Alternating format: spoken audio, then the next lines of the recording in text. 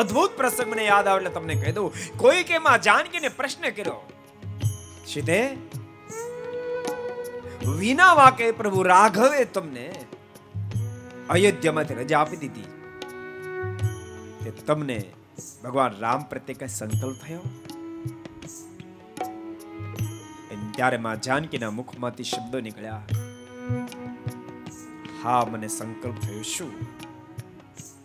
મારા પ્રભુએ બહુ મોટી કૃપા કરી, મને વનમાં મોકલી. મારા મનમાં વિચાર થયો, પ્રભુ કેટલી મોટી કૃપા કરી. મારા માલિકના મનમાં વિચાર થયો હશે તો અયોધ્યા મોટા મહેલો છે, રખેના સંપત્તિની મધ્યે મારા સંતાનોનો જન્મ થશે તો વિલાસી થઈ જશે. મારા સંતાનો જન્મ ઋષિના ઘેરે થાય ને તો મારા પુત્ર મહાન બને, એટલા માટે પ્રભુ રાઘવે મને વનમાં મોકલી. મારા પ્રભુએ બહુ મોટી કૃપા કરી.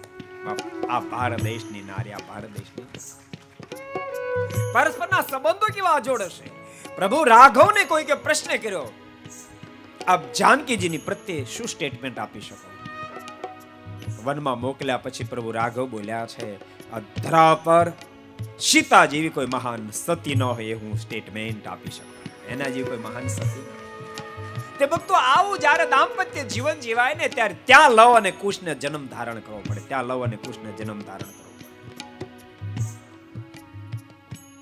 પણ મા બાપ જાગે ત્યાંથી સુવે ત્યાં સુધી ઝગડ કરતા હોય ને આ મહાપુરુષ નો આવે.